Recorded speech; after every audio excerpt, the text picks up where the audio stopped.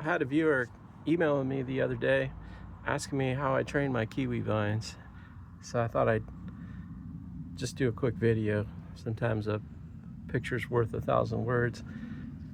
So here we go.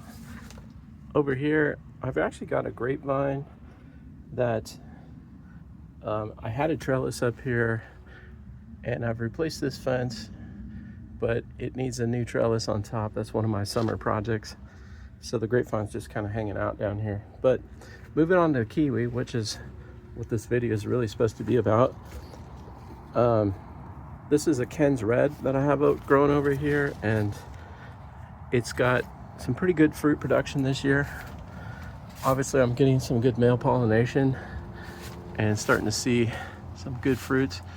So all I've done is I've just kind of built a fence top trellis here. Just kind of built it out of 2x4s and my chop saw. And then I've done split some 2x4s in half. I mean, actually ripped them in half.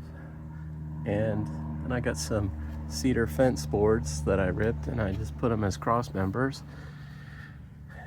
And what I do is, here's the Ken's Red. I have it planted in the ground. I have probably a few more than I really need, but it seems to be happy with this amount of trunks coming up. Notice that it's just a single trunk down here, or actually two trunks coming out down here, and then they split a little bit. So I have some of the Ken's Red going down this direction, and then some of the Ken's Red going over this direction. And next to the Ken's Red, I have an Actinidia. If I was going to do this over again, I probably would have put the male here, but I planted the male and the Anna before I even got the Ken's Red over in the corner there. The Actinidia I planted in, I think, 2017, and the Ken's Red I planted probably a couple years after that, maybe 2019 or so. This one has been, it flowered a lot. It didn't get a lot of pollination for some reason this year, but there are some fruits. These fruits on the Actinidia are generally a little bigger than the Ken's Red, and when they ripen, they're not quite as sweet as the Ken's Red. The Ken's Red's a really nice fruit, by the way, so recommended that it's growing. But Anna is also a really good tasting fruit. So you can see that here are some Actinidia, and this is about as big as they get. Maybe a slightly larger if I keep watering them. Got my water going right here. And the neighbors are on the sunny side, so they always get more fruit than I do. Some more fruit over here. And over here I've got the Isai, which I also planted in 2017. This one is self-fruitful. It doesn't require a male pollinator.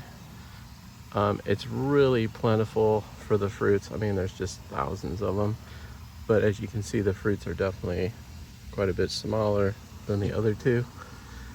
I think that's pretty typical for vines that are self-fruitful, is that they will typically have smaller fruit.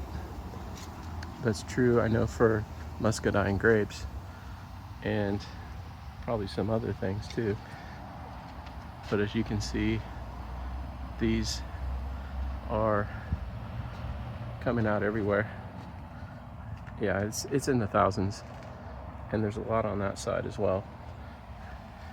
So what I've got for new things coming up here, forgot to mention as I was walking, is I did plant a male vine about 3 years ago.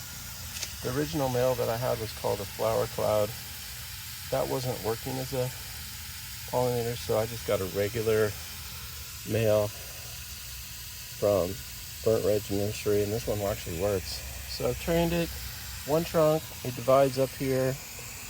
I basically have one side running out this way, I have the other side running out this way, and I just try to feather it out So it's kind of, ideally I like to run this all the way, a small amount all the way down this direction, and then another one all the way down that direction.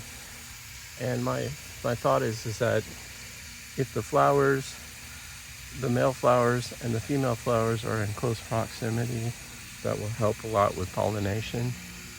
As the wind blows, the pollen will blow around and hit the female flowers better. But anyways, that's my hope, that the Anna will get more pollinated. I'm guessing that probably this winter I'm gonna hack this thing way back, because I noticed if you hack it way back, just basically to a cordon, then when it regrows, it'll be a lot more productive. It's a little too dense right now, so that will also accommodate these newer things too. And one other small one, this is called a Michigan State University. It's supposedly about the best variety you can get. I got it a couple of years ago, and I'm training it. See, I've got two, got one coming up this way, one coming up that way.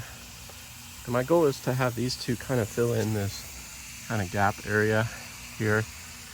And so I'll have kind of different regions for different varieties.